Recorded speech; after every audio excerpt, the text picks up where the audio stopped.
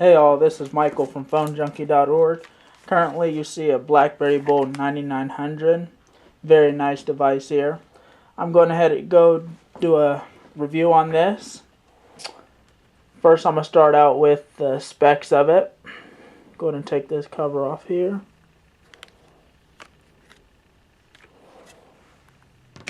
Alright.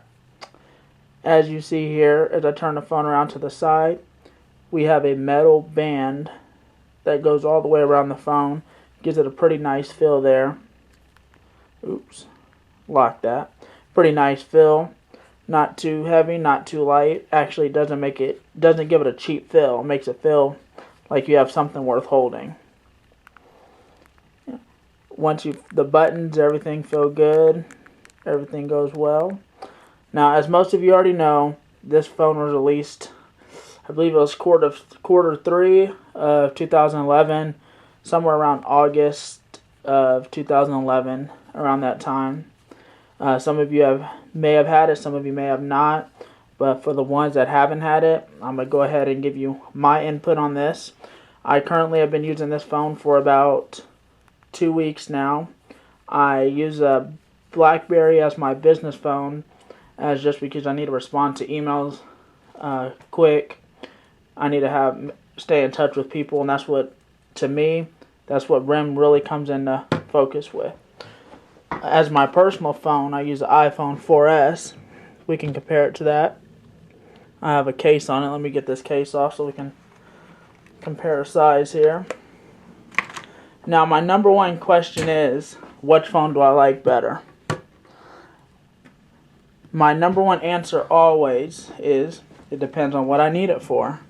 For me, my iPhone is almost like a personal laptop for me. Whenever I'm out on the go, I need to check my bank account, need to get on the web, whatever I need to do on the web, anything like that, I use my iPhone. Now, one thing I can say, and I've always said this, one thing I do love about Apple is I can trust their products. All their products I can trust. I know it's going to work. I know what it's going to say it's going to do. I don't have to worry about it crashing on me. Nothing like that. And that makes me feel a lot more confident whenever I'm on the go. Alright, back to what we're here for. Alright. Couple specs on the Blackberry Bold 9900 has a 2.8-inch LCD screen, VGA 640 by 480, high resolution, 1.2 gigahertz processor, 768 RAM, 8 gigabytes onboard memory. It's upgradable to 32 gigabytes via the, sorry, getting caught on my words here, via mini SD card there. Now, it's only 10.5 millimeters thick, very skinny. This is actually one of REM's thinnest Blackberries ever made. It's currently running Blackberry OS 7. Actually, I'm really impressed with Blackberry OS 7 with REM. Blackberry OS 6 wasn't too bad, wasn't too bad, but it just wasn't there. With OS 7, they really did knock it out of the park with the browser. I'm able to use the browser, able to go to websites, not having to worry about it taking forever to download, any of that. Now, one thing I do like about this is that the Wi-Fi, it runs dual bands. It runs 2.4 gigahertz and also a 5 gigahertz. The 2.4 gigahertz is BGN, the 5 gigahertz is ANN. And to me, since I have a dual band router, that comes in handy a lot, especially when I'm downloading those big files, everything like that. Now, one thing you do have to get used to this, especially coming from an iPhone, is the multitasking. It will leave things open, unlike Apple where it just suspends the application. This will leave your application open and running. Sometimes it's a good thing, sometimes it's a bad thing. It's just one of those things you have to get used to. Now, the battery life. I believe that's the number one complaint that I've heard about the Blackberry Bold 9900. Yes, the Blackberry Bold 9900 battery is not that good. I believe that they should have left it a little bit thicker, gave it a little bit better battery.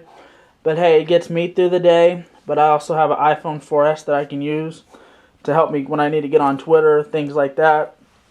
But for somebody using this as a daily driver, constantly on it, emailing, Twitter, Facebooking, taking calls, I would honestly suggest purchasing a battery. I picked one up online for about $15, a Blackberry brand. So just look around. There's some great deals on the net for it. Alright, talk time on this is 6.3 hours for the battery. I don't believe it gets that. Those are the specs that Blackberry released.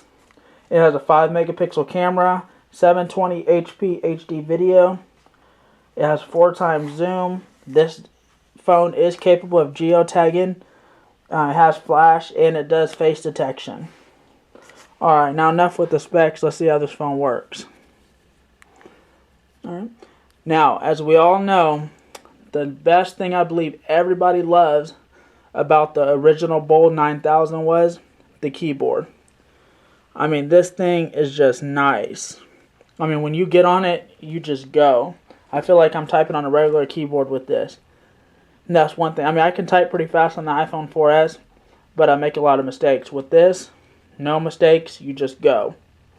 One thing I like about it, it still has a trackpad, so you can maneuver around. You can see how it handles very well. No lagging. It goes. That 1.2 gigahertz processor really does handle this phone nice. Everything just goes.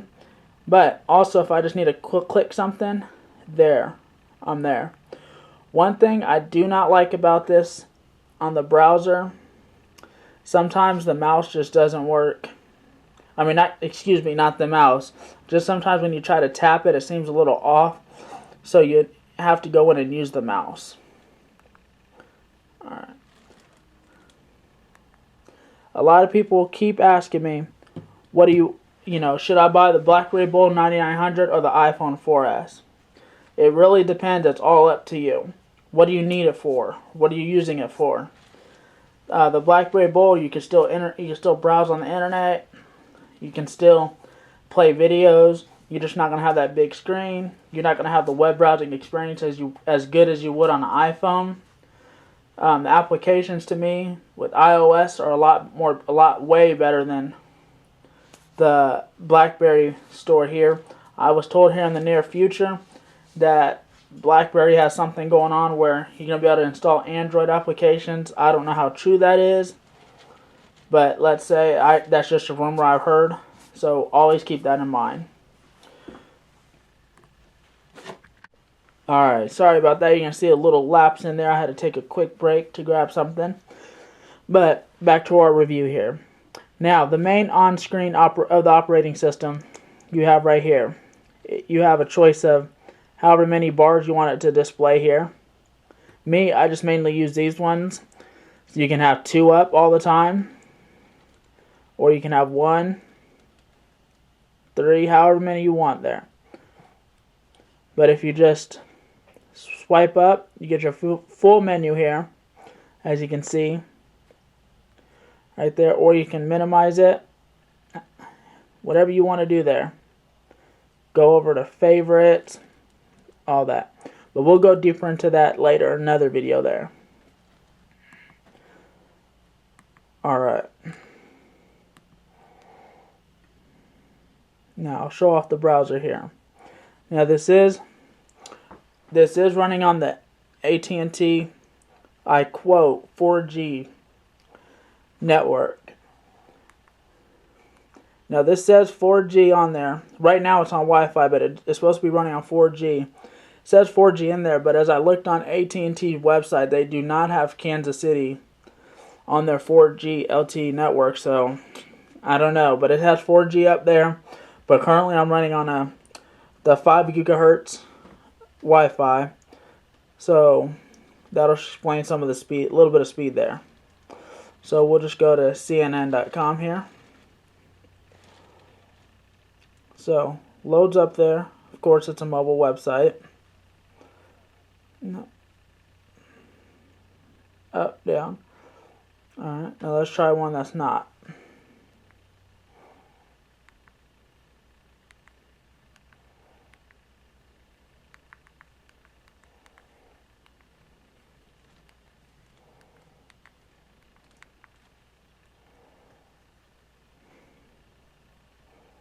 Alright, here we go. It's loading up.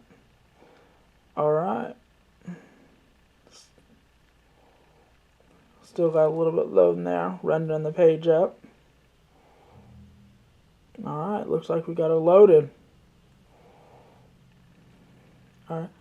So not too bad of a view there. But like I said, I really don't use it for the phone browsing. I just thought I would include it in this video, just to make some people that were wondering about it.